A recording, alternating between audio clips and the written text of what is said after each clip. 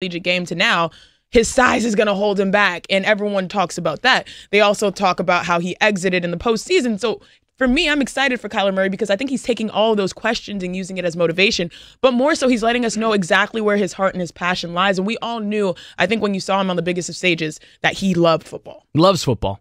It's great to be a man. It's great to be an athlete, period, right, with options. Yeah, that's true. Like, Janae, like you're obviously a world-class basketball player. Any other things, like growing up, that piqued your interest athletically? Yeah, so when I was at Stanford University, I had the decision, and Never I knew. heard of it. Oh yeah, I know. No one knows about it, right? Growing up, my sisters and I, we actually started off playing gymnastics. Okay. I know, and it was my parents got us out of that. Well, actually, my parents had to have someone tell them to get us out of that because we were too tall. You'd still be doing it. Long story short, I knew I was not destined for gymnastics greatness when I would never make it over the uneven bars because my butt would hit the ground and I would never make it over. Too tall? It was, too tall. Sorry. Too long of legs. Champion's problem. Started playing basketball, but then when we were in high school, we also played volleyball. My sisters and I have 3 sisters, and we love volleyball. We went to the state championship in volleyball just like we did in basketball, but we had to make a decision at Stanford because you sort of are told to specialize at that point. And I remember my head coach, Tara Vanderveer, Hall of Famer, fantastic coach and individual in life, was like, are you serious or not? And we knew deep down that basketball was our game. Wait, do you want me? Like, how do I describe that look for everybody who's driving around there at work? Because we're on ESPN News and you can see it. But basically, this is the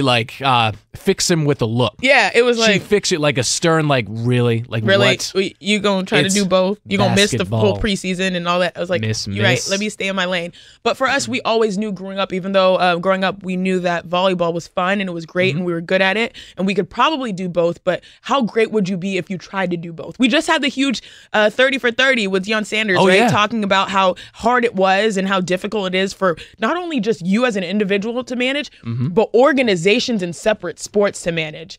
But I'm happy for Kyler Murray because it seems like he's going where his heart lies, and I hope he proves a lot of people wrong in the NFL.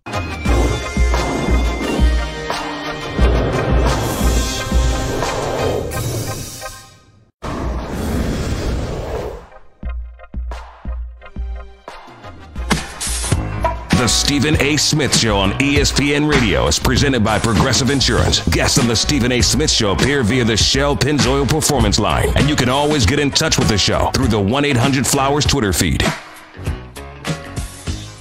Dan Graca sitting in for Stephen A. here on ESPN Radio and ESPN News. 888-SAY-ESPN is our telephone number, 888-729-3776. You can find me on Twitter at Dan Graca, Graca. And you know what? There's still some time to get a gorgeous Valentine's bouquet of roses from 1-800-Flowers.com. Choose between the 18-stem Enchanted Rose Medley for $29.99, or you can upgrade to 24 assorted roses for $10 more. To order, go to 1-800-Flowers.com/ESPN. Plus, you get triple action protection for optimum engine performance with Shell V-Power Nitro Plus premium gasoline. Talking football, the latest on Antonio Brown, where if you're just joining us, he tweeted out that he was saying his goodbyes to the Pittsburgh Steelers, and our very own Adam Schefter is reporting that he has indeed requested a trade. So it seems as if Antonio Brown and the team from the Steel City are going to be heading towards a divorce. So we're talking about that. Also some thoughts on Kyler Murray. We'll get into all the NBA stuff in hour number 2, plus the latest on Bryce Harper and Manny Machado, and again, another slow off season in Major League Baseball with spring training and camps opening up, pitchers and catchers starting to descend upon Florida and Arizona, yet the 2 biggest stars of free agency are still looking for homes, which really is unbelievable. Let's head to the phones, though, and let's say hi to DJ in Virginia. DJ, you're on the Stephen A. Smith Show on ESPN Radio. How are you? Doing all right, man. Well, I got 2 points, and the first point is a serious point. The second one's kind of practical. And I'm a Raiders fan, but they're both about the Jets and the Giants, right? I really believe my Raiders are going to trade Derek Carr and draft Kyler Murray because I think John Gruden is going to start completely fresh. And I feel like I don't think that's crazy, by the way. I really don't think that's crazy. You can make your other point, but look, I mean, haven't you gotten the feeling ever since kind of the midpoint of last season that Derek Carr and John Gruden were not going to be married to each other long term? You just got the sense, look, John Gruden wanted to get rid of everything in Oakland that wasn't bolted to the ground. And I think that Derek Carr fits in that category, and he wants to start over with the quarterback of his choice. And it's, after all, the most important position in team sports. He might as well have his handpicked guy. And I think he's trying to adapt to this generation of the NFL. And like you said, like I knew how the season was going to go after he said we need to establish the best. We need to establish the pass rush. After trading the best pass rusher in the league, and then he wanted to trade Amari Cooper. Then it's like nobody's really safe. But my second point is, I really feel like Le'Veon Bell and Antonio Brown will end up on the Jets. That's just the practical side. I don't think they're going to trade in the conference, but it's like, why not? Why not have both teams in New York, bringing something back to the city? That's all. Well, I mean, and DJ, thanks for the phone call. I don't know if a team is going to be able to land both of them, much less the Jets. Now, look, there's very few teams that are going to be able to afford both of those guys because of the cap space that you're going to require. Jets, of course, have plenty of it, so they would be one of those. You would think that those are a couple of weapons that the organization would look to surround Sam Darnold with. I got to be honest with you, I wouldn't touch him.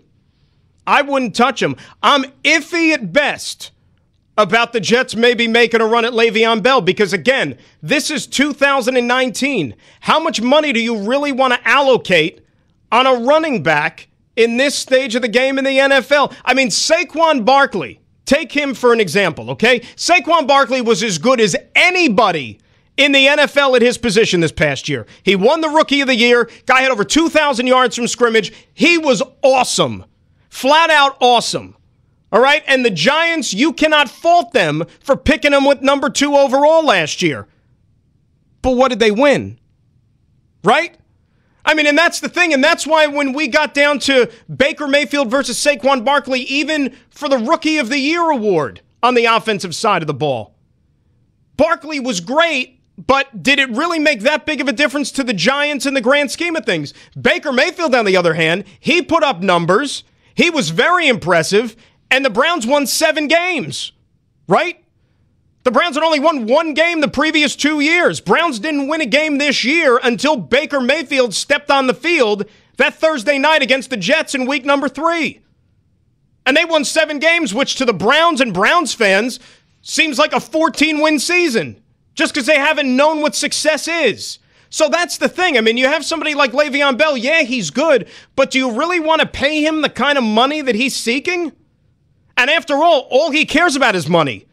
That's why he stepped aside and sat out the entire 2018 season, because he didn't have the money that he saw fit for his skill set. So he walked out on his team. He walked out on his teammates. Remember, you had guys in that Pittsburgh Steelers locker room that despised Le'Veon Bell during the season, especially those offensive linemen. Whenever they got questions thrown at them about Le'Veon Bell, they said, why are we talking about this guy? He's not even here. Boy, isn't it ironic, too, that the 2 names that we're talking about here in the NFL, both were Pittsburgh Steelers? And you don't see a lot of guys probably on that football team that are shedding tears, that neither one of them are likely going to be wearing a Steeler uniform once the game kicks off again in the fall. Say hi to Barry in California. Barry, you're on ESPN Radio and ESPN News. How are you? Hello. Yeah, I just to your point about how much you'd have to give up in a trade for him. Don't you think that the baggage would adjust the market? You mean like you think you're getting them at a smaller rate because of the baggage? Yeah. I don't think so. You can only get what the teams would give. I don't think so, Barry. You know why? And I thank you for the phone call, because I do think that there's going to be a team out there that will give up what the Pittsburgh Steelers are asking. They'll pay the high price because at the end of the day, talent trumps all. Talent and ability and performance is going to outweigh everything else. Look at what just happened yesterday with Kareem Hunt getting signed by the Cleveland Browns. Right? You don't think Kareem Hunt has baggage? You don't think Kareem Hunt has some character flaws? I mean, it's pretty obvious. But the Cleveland Browns said, the heck with that. We didn't even wait for the calendar to go to March. Kareem Hunt has a new team before Manny Machado and Bryce Harper do. That's all you need to know right there, because the guy can play, and the guy's still young enough to where he's got a lot of good years left in the National Football League. The heck with what happens off the field. Charles in California is up next. Charles, you're on ESPN Radio, ESPN News. How are you? I'm fine, and you? Good, Charles. What's going on? I just want to comment on the way the Magic handled the release of the trade that it wasn't. he got to realize you had a whole 2 years, 3 years of guys that you're bringing in, and they're in a losing culture, and they're trying to learn how to win, and they're giving their all, but yet you feel very insensitive and don't realize what you have. Well, Charles, you're talking about the Lakers stuff there with the Pelicans and the Anthony Davis and the Magic Johnson comments, and I thank you for the phone call. That's my fault. I should have waited to take that call in the next hour when we do the NBA, and we'll have plenty to say about that. Here's the only thing I'll offer up right now, all right? Magic Johnson needs to take a step back for a second.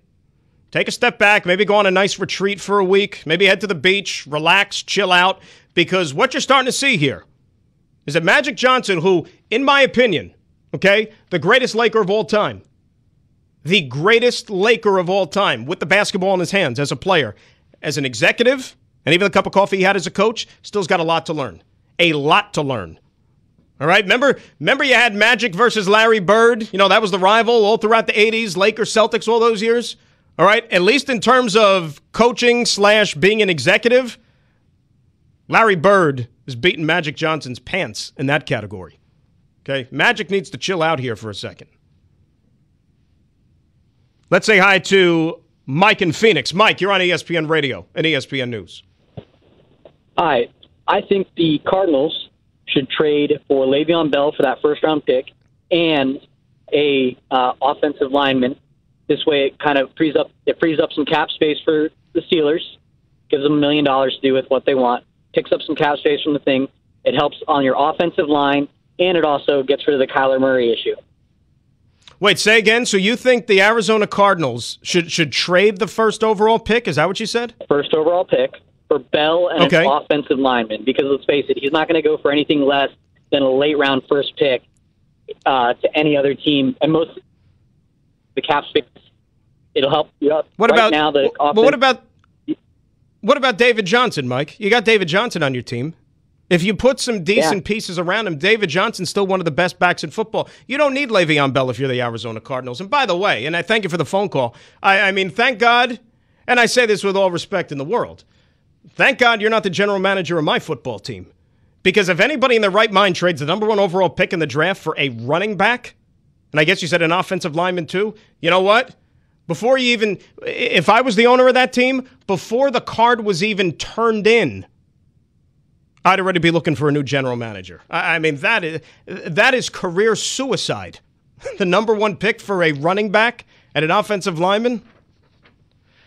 You have frequent heartburn, like the kind where you have antacid stashed everywhere in case it pops up. You know what I mean. You keep some in your bag or your desk or your car or your nightstand. You have those chalky tablets ready for whenever and wherever heartburn strikes. Well, listen up. There's an easier way to deal with your heartburn. Prilosec OTC. Just 1 pill a day will last a full 24 hours with 0 heartburn. Kick your antacid habit. It's possible with Prilosec OTC. Use as directed for 14 days to treat frequent heartburn, not for immediate relief. Dan Grass is sitting in for Stephen A. It's a Stephen A. Smith Show on ESPN Radio and ESPN News. Get the giant junior bacon cheeseburger meal for just $5 at participating Wendy's for a limited time.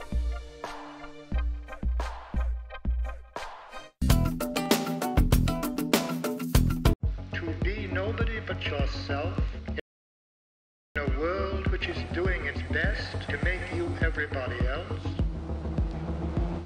means to fight the hardest battle which any human being can fight and never stop. Does this sound dismal? It isn't. It's the most wonderful life on earth.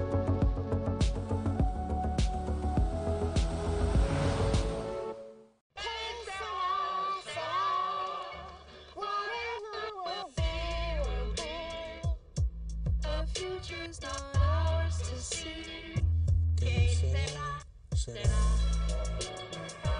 What will be, will be.